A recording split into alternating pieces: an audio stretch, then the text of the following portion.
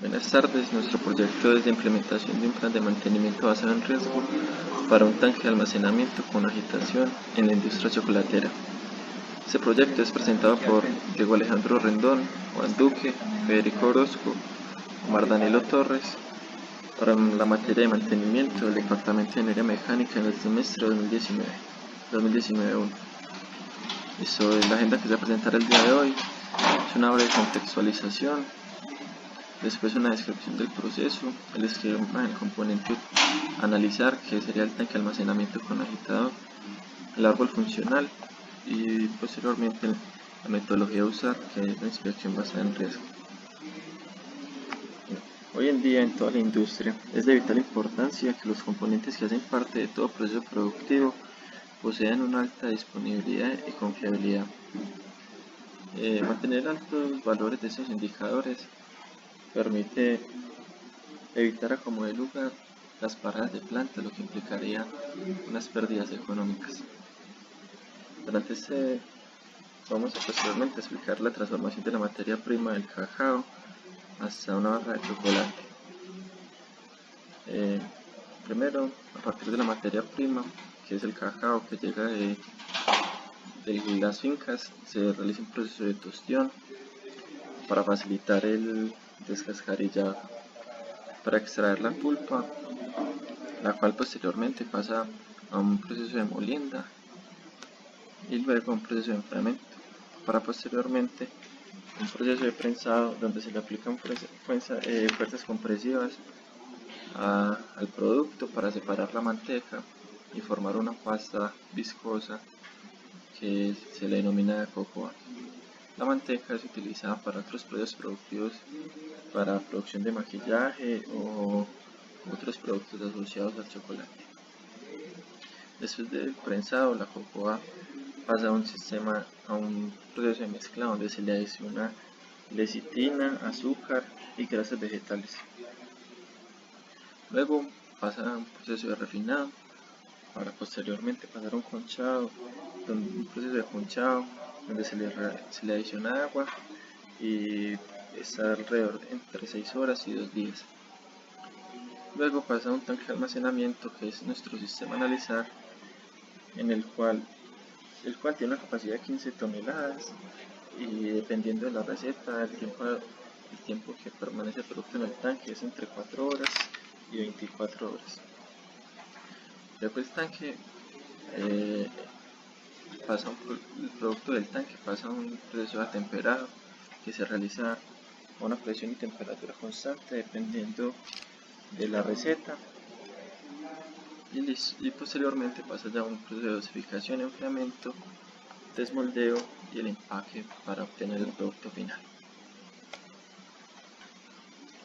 El sistema cuenta con 5 subsistemas principales, que son el sistema de calefacción, que es un tanque enchaquetado que posee un serpentín de cobre en forma de espiral y por el cual fluye vapor para mantener la temperatura necesaria en el tanque.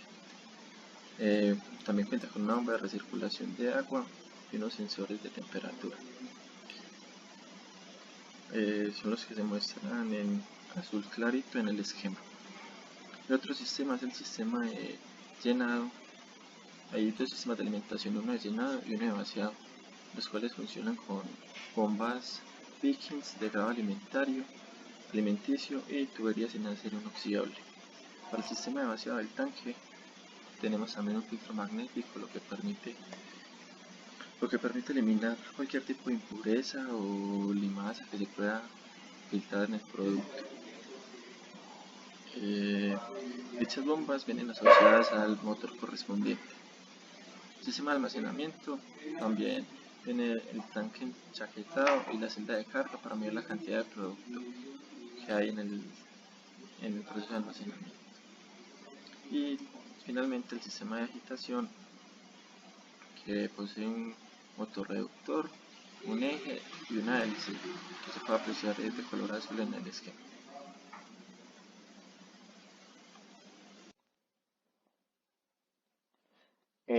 Bueno, para nuestro proyecto es necesario conocer acerca de de la inspección basada en riesgo. Es algo con lo que se pretende trabajar, se pretende seguir unas guías básicas que nos muestra el mantenimiento basado en riesgo, la inspección basada en riesgo.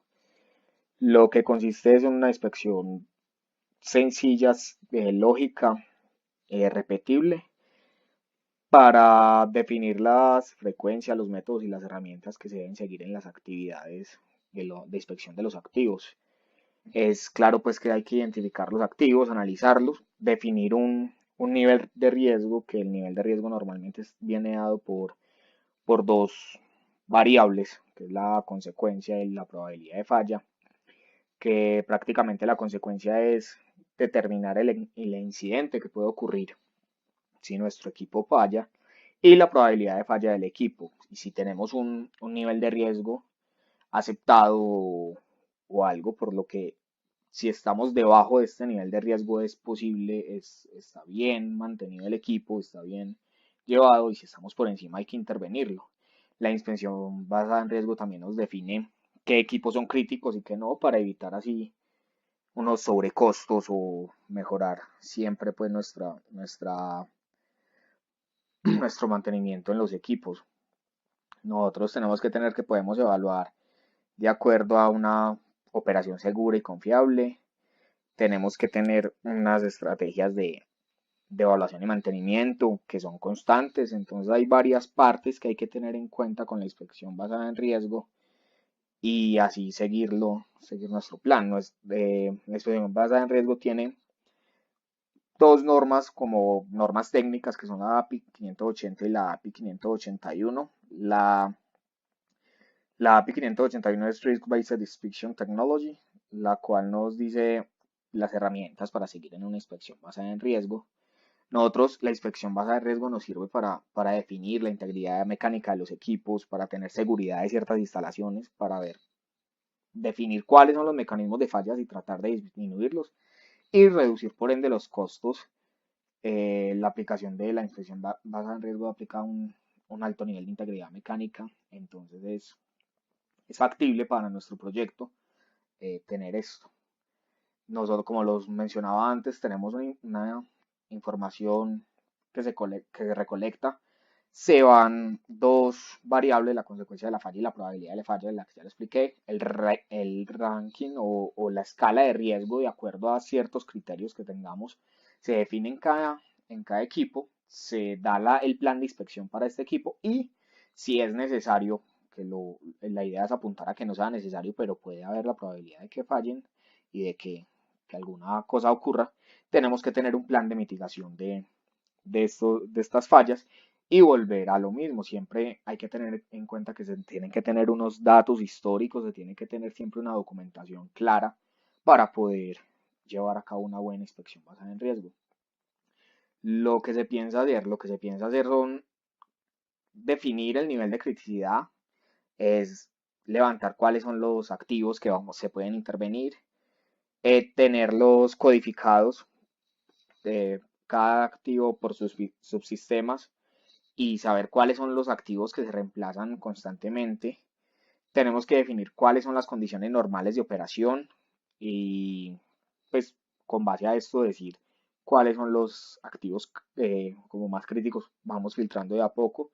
Se aplica la norma API 581 que ya había mencionado y también pues esta norma también nos sirve para verificar qué activos están dentro de esta norma, que es la norma para inspección basada en riesgo. Entonces nos sirve para saber a qué activos podemos aplicarle nuestro mantenimiento pensado.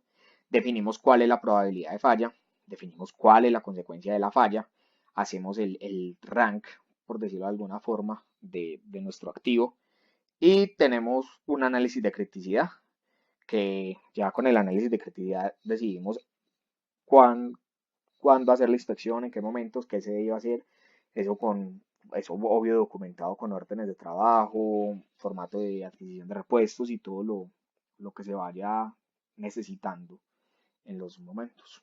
Esto es lo que se piensa hacer en nuestro proyecto.